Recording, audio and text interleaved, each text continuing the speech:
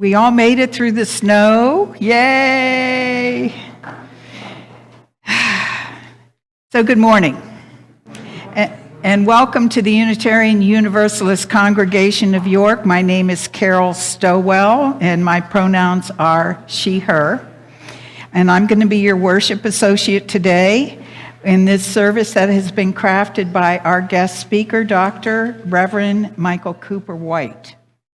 Our minister, Reverend Kristen Green, is not with us today, but we are very fortunate to have Dr. Cooper White with us. He is an ordained Lutheran minister for 50 years. He's been an inner city pastor, an urban ministry director, national church executive, and the 12th president of the Gettysburg Seminary. Since his retirement, he has served 2 other theological schools as an interim president. He's also a news reporter and columnist for the Gettysburg Times and other publications, and he continues to pursue his passion for flying, which is how I got to know him, because one day he landed in the backyard. We have a grass runway. He landed in the backyard and gave me a ride in his plane. Because you see, my husband is a pilot, and he knew him, and he asked Michael to give me a ride. So that's how I got to know this wonderful man. And then his wife came and spoke here on one of her 10 books, Christian White Nationalism. Some of you may have heard that. That was outstanding. And since I've gotten to know them, I have revived my love of the Christian faith, because they're true ministers of the Christian faith, and I'm very honored to have him here today. Some announcements. Our Whole Lives, which is a program for 4th and 5th graders, is going to be starting, and if you have children in that age, we have a mandatory meeting downstairs after the service. So please keep that in mind. And we also are going to have the rehearsal for our pageant, which the choir's been rehearsing for, and that is going to be after the service today. And we have parts for adults and children. You don't have to speak in the pageant if you don't want to. There's different kinds of parts, and that'll be after the service today, okay? Downstairs. Also, on Saturday, it's the solstice. Many of us celebrate also the solstice in the pagan traditions, and our Weeping Beach group will have an afternoon of crafts and refreshments and a solstice ceremony on Saturday at 1 o'clock. Do you have stress? Is the holiday stressing you? Well, we have something for you on Saturday at 3 o'clock. Join the Rainbow Rose and Mindfulness Practice Center of York here at the church for self-care techniques. You can sign up. All of this is on the back of your service announcements. So think about that. I've heard really good things about that. And do you use Wise or Giant for your grocery shopping? Well, if you do, you should be buying script when you come in the door, because part of that money goes to our church. So please purchase the gift cards that are available in our lobby. Okay. So we are delighted to have you with us. And after the time for all ages, I'm not seeing lots of kids, but I know that there are young at heart who are going to come forward when our minister tells the children's story. So there will be RE classes after the children's moment. And we also have a nursery every Sunday, so there's a nursery today for the really young ones. In addition, our lobby is equipped with a live feed of the audio and visual elements of the service, so if anyone needs to step out for a reason, please feel free to do that. Make note of other announcements that are listed in your order of service. And then that's the end of our announcements, okay? I have to say, it's so really nice to see the Terlazzos here. Those of you who know Cindy and John, they were members of our church, and she is an ordained Unitarian minister from Gettysburg, but in the area. It's so nice to have you. So whoever you are, whoever you love, we're glad your faith journey brought you here today. The mission of this congregation is to nurture a loving community, inspire lifelong spiritual and personal growth, and act for a better world. We welcome all of you joining us in person or online, and if you are joining us for the first time, we invite you to visit our welcome desk right in the lobby to sign up for information and learn more. We invite you to bring your whole self into the sanctuary space, and please remember to put your devices on worship mode, which means silent. And if it would be helpful for you to sketch or color or enjoy other centering activity, we do have a cart back there with some activities that you can draw or do whatever you want, okay? Now, we have I said to Reverend Michael, I said, you have so many different kinds of services that you speak to, but you've got it down. There we go.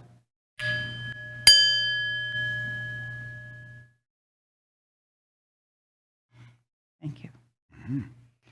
So we take a collective breath, and we have our beautiful choir.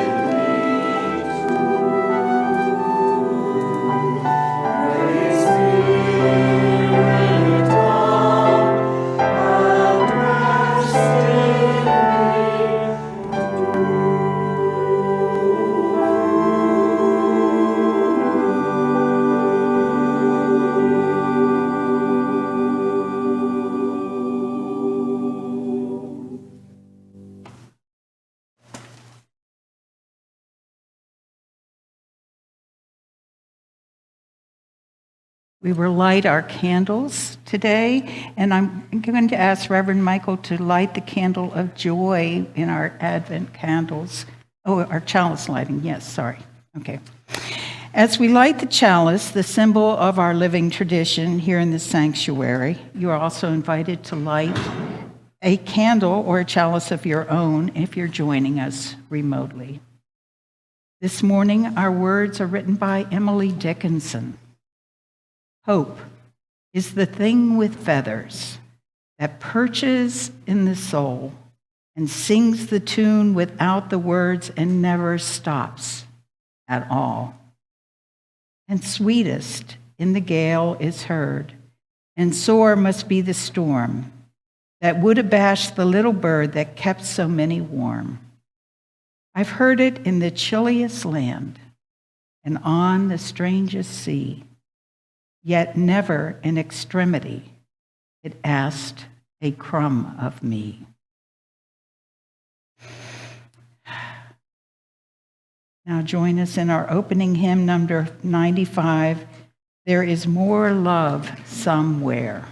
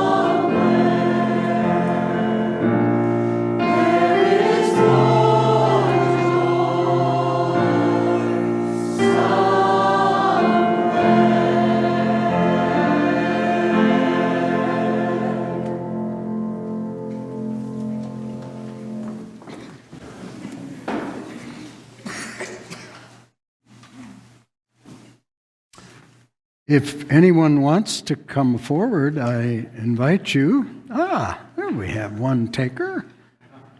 Excellent. More than one.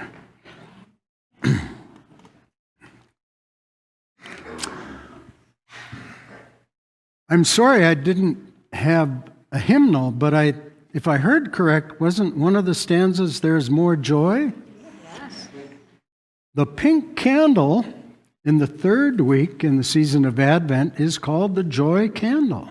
A lot of people wonder why 3 purple and 1 pink. Well, originally, way back, the season called Advent was a time of repentance. And people were supposed to think about the need for repentance, but that seemed awfully heavy. So at some point, somebody said, well, let's break it up and have the third Sunday be the Sunday of joy. And that's why the pink candle is lit today, as we are in this third season Advent. I think one of the other stanzas was "There's more hope." Okay. And that's our theme for today. So I want to ask the youngest among you, what do you hope for? Think of something you hope for, if you're willing to share. A toy? Okay. Anything else? Whatever. For Christmas, just in general, what do you hope for?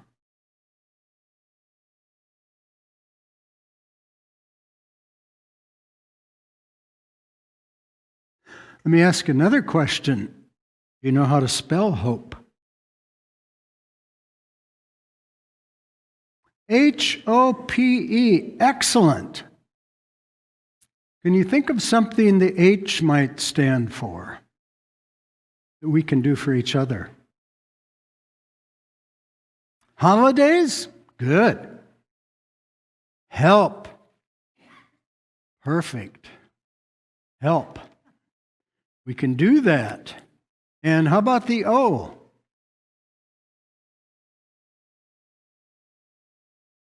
Organize. I like that. Ooh, yes. We can organize to help each other, and we can help others, right? How about the P? Peace? Mm-hmm. Anything else? Pardon? Progress. Good.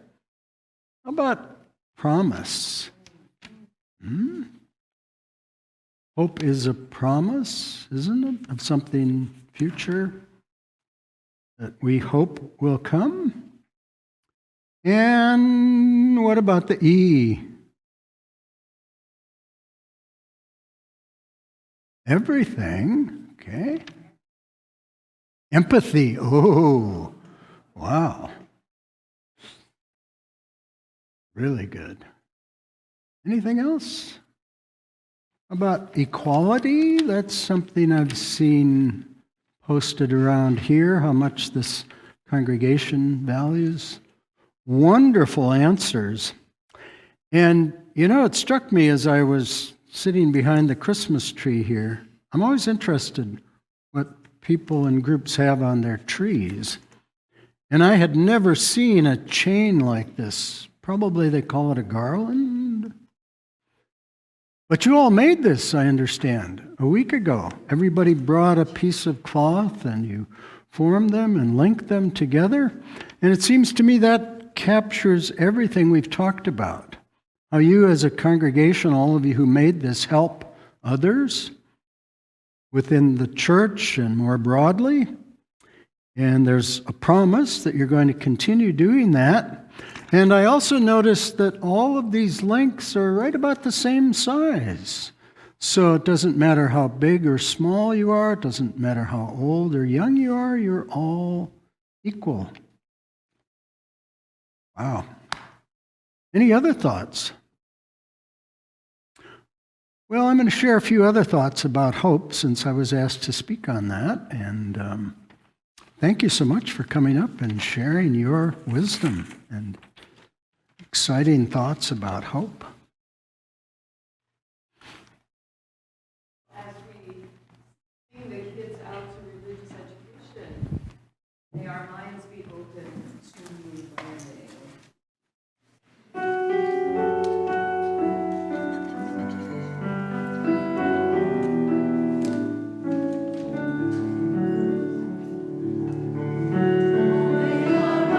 open to new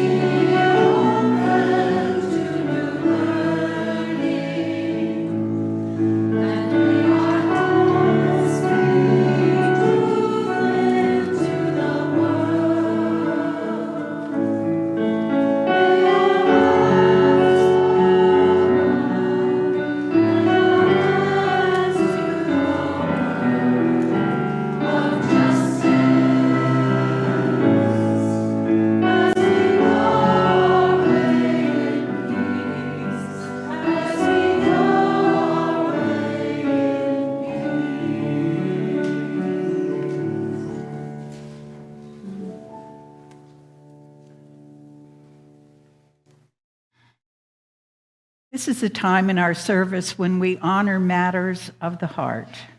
We dedicate time each week to address what we call matters of the heart. We gather our spirits, center our hearts and minds and bodies in a moment of meditation together. It's a time to share our joys and sorrows, the small moments of happiness, and the deepening concerns that reside within our hearts. You can submit something during the week on our website or fill out a slip of paper, which I don't think I got any today. And I'm not seeing anything on Zoom. I'm also lighting a candle of appreciation for the many hands and hearts that offer their gifts of service. I'm not sure who shoveled the snow, but are you here? Thank you for shoveling snow this morning. And for Steve greeting us at the door.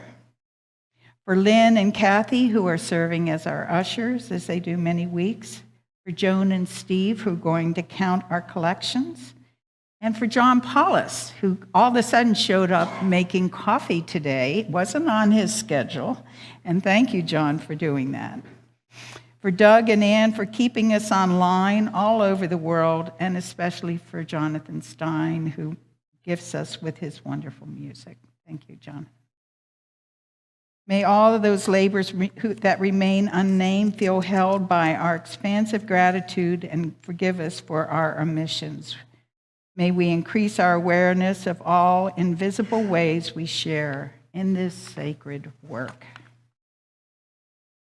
Finally, we light one last candle for all that remains unspoken in our hearts. It may feel too large or too small to share, and you may not be ready to have it read aloud. Please know that our community holds these with you in silence, even if the words have not come. We honor all that we carry within us and know that the flame of our faith kindled here resides within us also at all times. May it ever be. Amen. Michael.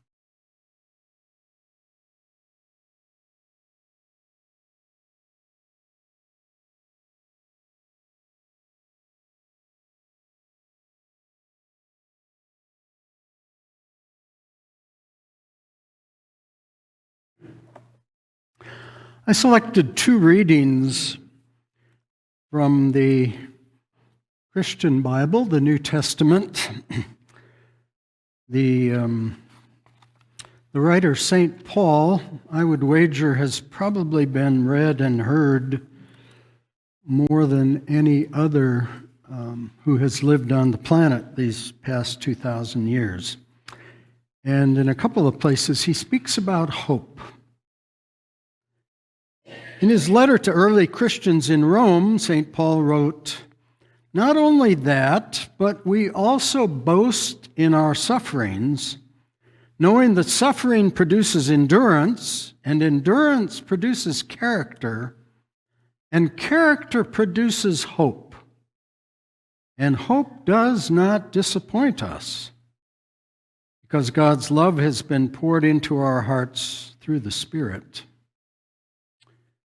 And then again, a little bit later in that same letter, Paul wrote, "For in hope we were saved. Now hope that is seen is not hope. For who hopes for what is seen? But if we hope for what we do not see, we wait for it with patience. Likewise, the Spirit helps us in our weakness, for we do not know how to pray as we ought, but that very Spirit intercedes with sighs too deep for words." And now we will be graced by music by John Stein.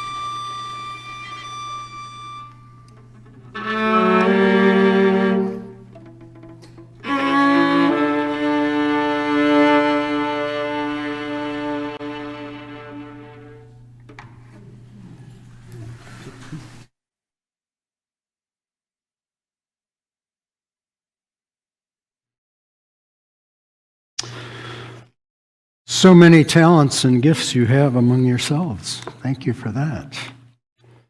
And for the wonderful music from the choir. I want to thank you for your warm welcome and also bring you greetings from my spouse.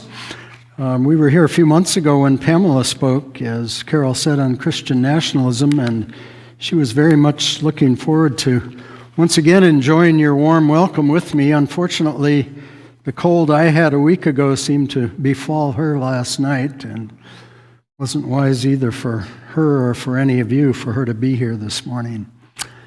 But thanks for your warm welcome. Great to be with you. In my 50 years as an ordained minister, I have never before been asked to speak specifically on the topic of hope. So thank you for that invitation and assignment, which caused me to zero in on a theme I suppose has always been there kind of in the background, but had to do some work in thinking through what I might share with you on the topic of this four-letter word, hope. I'd like us to begin with a couple of minutes of silence and engage again. Some of you maybe were earlier. You might want to close your eyes and ponder. When I hear the word hope, the following comes to mind.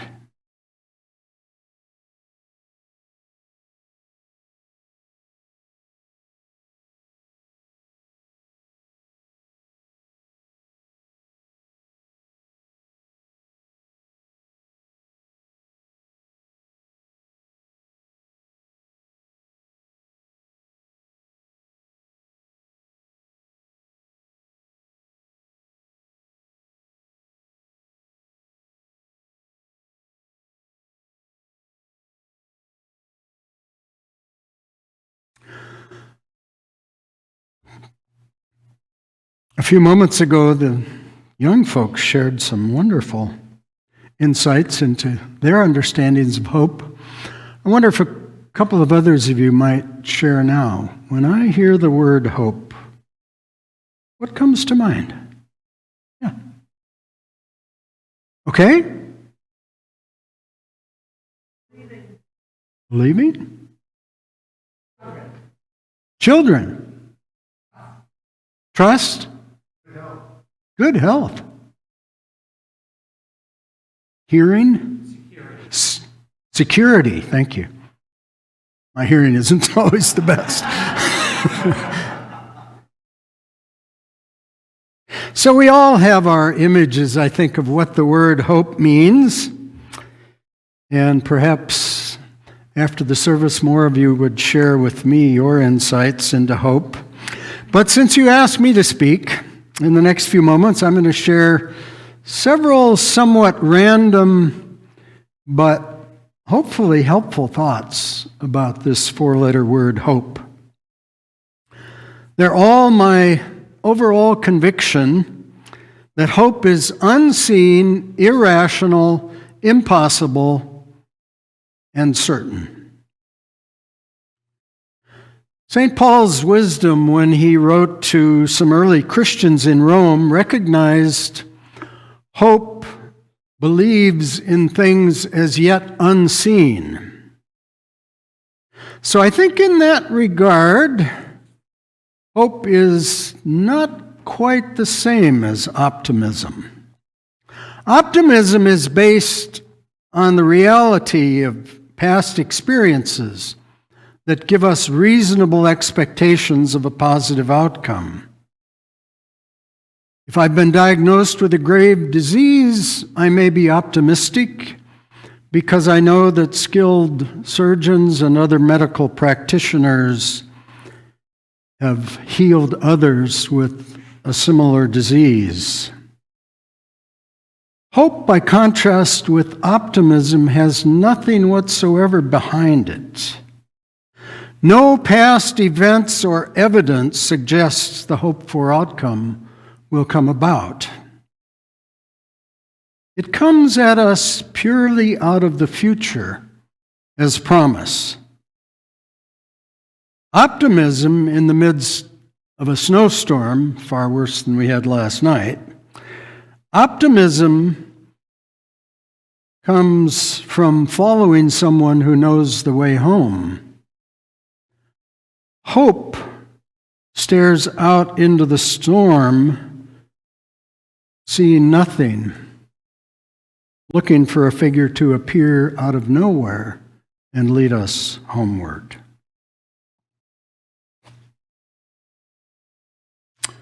Another who reflected on the difference between hope and optimism was Cornel West, theologian, some of you may recall, a somewhat fleeting presidential candidate the last time around.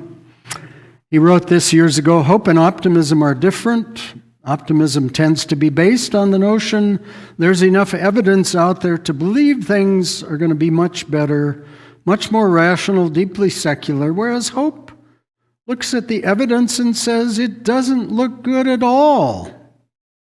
Doesn't look good at all. Going to go beyond the evidence to create new possibilities based on visions that become contagious to allow people to engage in heroic actions, always against the odds. No guarantee whatsoever." That's hope. And West said, "I'm a prisoner of hope. Going to die a prisoner of hope." Closely related to the reality that it quests for that which is unseen is that hope is irrational. It just plain does not make sense.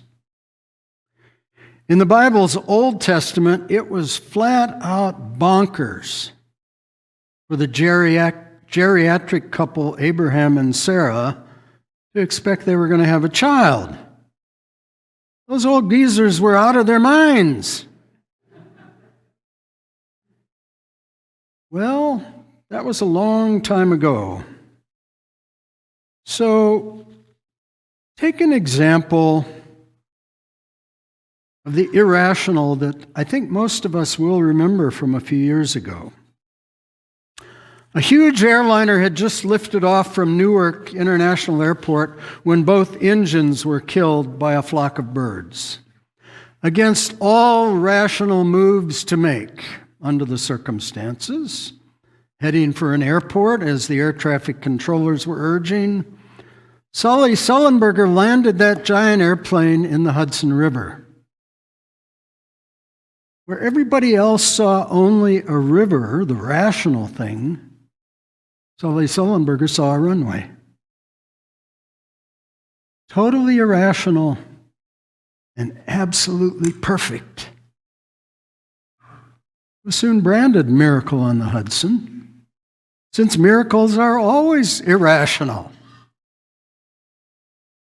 As poet Madeleine L'Engle wrote in her poem, After Annunciation, "This is the irrational season, when love blooms bright and wild."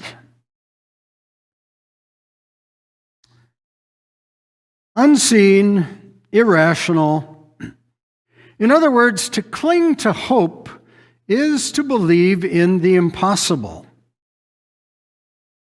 And not only to hold out the vague and tentative possibility that something good may occur, but the firm conviction, as Paul wrote in Romans, the whole creation will be set free from bondage to decay and will obtain the freedom of the glory of the children of God.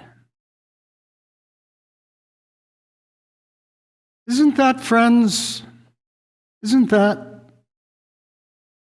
what we cling to, what we have in our hearts, the longing in our hearts in this cruelest time in which we live?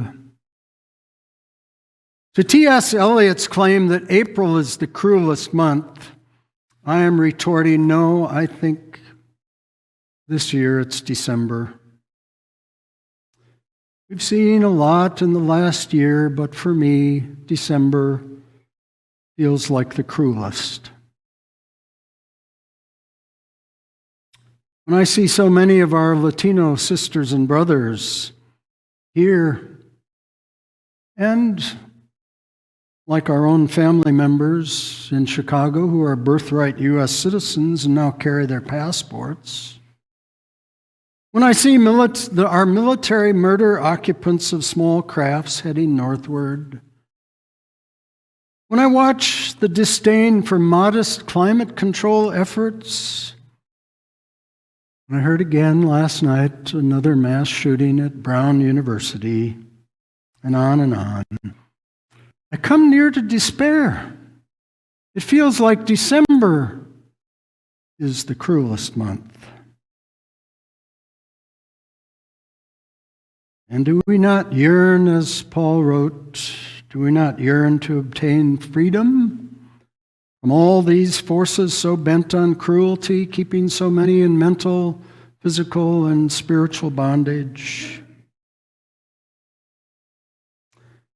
So unseen, irrational, and based upon all we see around us, I think impossible is our situation.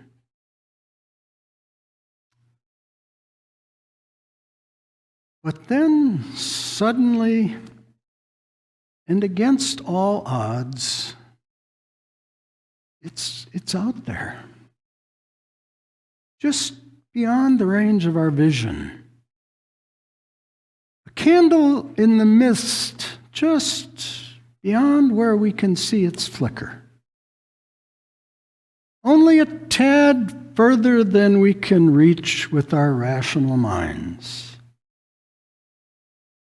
Beyond our imagining, just beyond our imagining of the possible. The spirit of freedom is out there in a future nearer than we can imagine, and it's moving in our direction. That's hope. Nothing could be more certain. Of that I am sure. But don't take it from me. Cling to that certainty from some far wiser than I.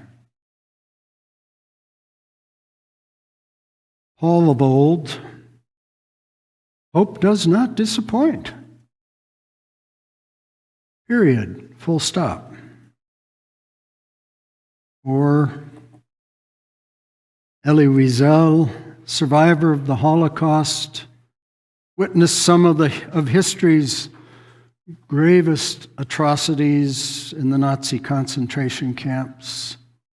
Later in his life wrote, "Just as we humans cannot live without dreams, we cannot live without hope. If dreams reflect the past, hope summons the future." Or another German theologian, Jürgen Moltmann, who died just months ago at age 98, one of the so-called theologians of hope.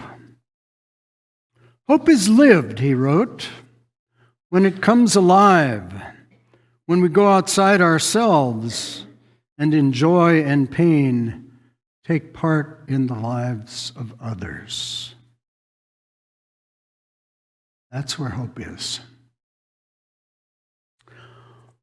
Whatever may be, wherever you may be on your spiritual pathway, I wish you peace and good courage here amidst the blinding blizzard as you squint gazing into the storm with hope. There's a loving presence out there to call you and to lead you home.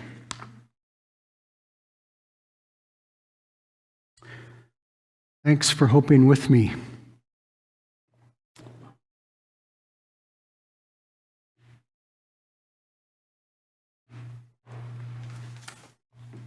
Let's engage in real-time hope that you'll be able to sing along with us even though you only have the words. So it's a singable melody, so you can kind of coast with the choir, but I hope you'll join us in singing this beautiful text by Jason Shelton. You should have it on a separate sheet that you picked up, I hope. So, one light through many windows. Would you stand, please?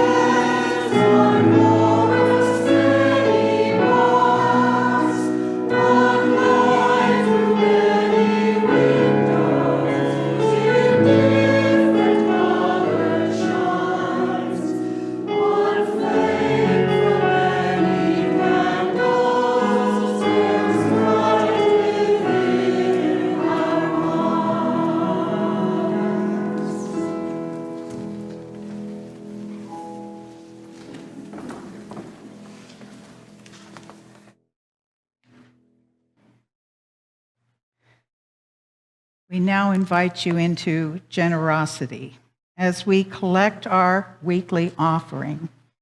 Each week we commit to share our offering with a community organization that upholds our values. Our Share the Plate partner for December is the York County Food Bank. And Jennifer Brillhart, who is a member of this congregation, right, Jen? And is the executive director. And so I'm going to ask you to come forward and tell us about the York County Food Bank and your work there. Good morning. So yes, thank you so much for choosing the York County Food Bank for this month. Our mission is pretty simple, but it's very urgent, and that is to ensure that no one goes hungry in York County. And I say that it's urgent because the need is greater than ever. We are seeing record numbers right now with rising costs and many benefits being cut or slashed. And like I said, we're seeing record numbers at many of our food distributions. In terms of the food bank and the work that we do, we operate like a traditional food bank. We have a warehouse where we are bringing in truckloads of food each and every day and then getting that out into the hands of our neighbors. And we work with over 100 food partners that are all helping with that mission. In addition to running our warehouse, we ourselves also operate several different programs, everything from a drive-through food distribution. We work with, right now, we're partnering with Living Word Community Church. So we utilize their parking lot twice a month. We have a drive-through food distribution happening there. We also have a mobile food distribution. So we purchased a big bus a few years ago, took out all the seats inside and turned it into a pantry on wheels. And we get that pantry out, especially to the rural areas and where what we consider our food deserts. We also have an online food pantry, so if you've ever shopped with Giant Direct, it's just like that, except our food is obviously free. So again, we make that available to anybody that needs it. And then we also have our Senior Box program, which is a monthly food box that goes out to seniors that are in need. And right now we've been partnering with DoorDash to help deliver those boxes. Because you can see in weather like this, we recognize that many of our seniors are not able to get to one of our access points. So we get those boxes directly to those neighbors. So there's lots of work happening, but your support is truly, truly critical to the work that we do. We could not survive and get the amount of food that we're putting out into this community without support. Last year, we provided over 4 million pounds of food, and we are on record to do that again this year. So every dollar we're able to turn into 2 meals that goes to our neighbors in need.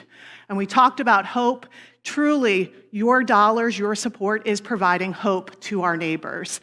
So I just want to thank you again for opening up your hearts. And if you're not able to provide monetary support, the other thing I would ask and encourage is to come and volunteer with us. Because again, the work that we do, we're a small staff. It requires hundreds and hundreds of volunteers. We are all in this work together. So every week we have over 100 volunteers. I know some of you are out here right now are volunteering with us, and I appreciate your support in doing that. But sign up for a volunteer shift, go to our website and help us. So again, yes, just thank you. Thank you so much for providing not only hope, but just providing that additional food that our neighbors are so desperately need right now. So thank you.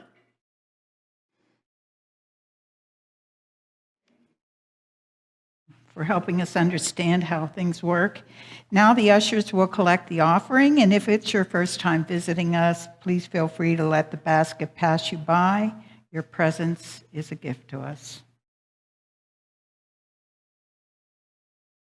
I'll be reversing the order of the offertory and the postlude, starting with the Opus 36 and ending with the 86. I know this is a matter of vital import to everyone. You're also intimate with the works of the great Johannes Palaschko.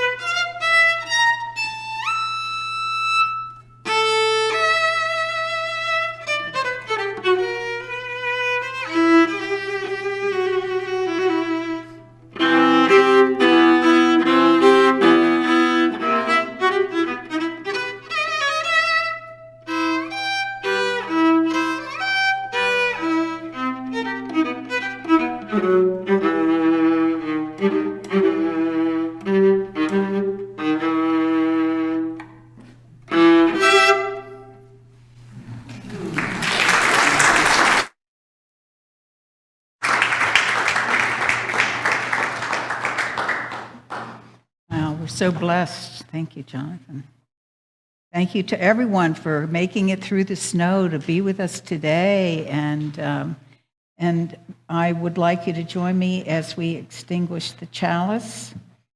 The words are written on the page that you received when we came in. And Michael, thank you. We extinguish the flame, but not the light of truth, the warmth of community, or the fire of commitment. These we carry in our hearts until we are together again.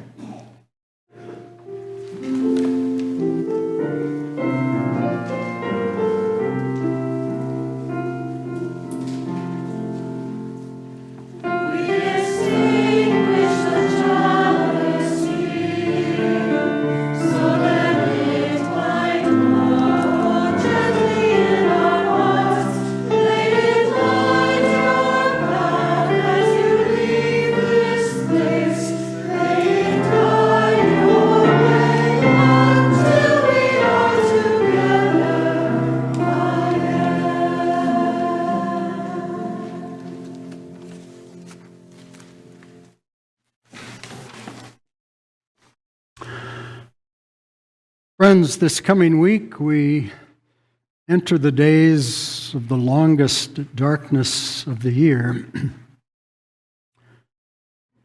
Amidst the unseen, the irrational, and the impossible, may you have confidence that the light of the Spirit is out there just beyond where you can see. And it will guide you home. It will guide you home. Amen.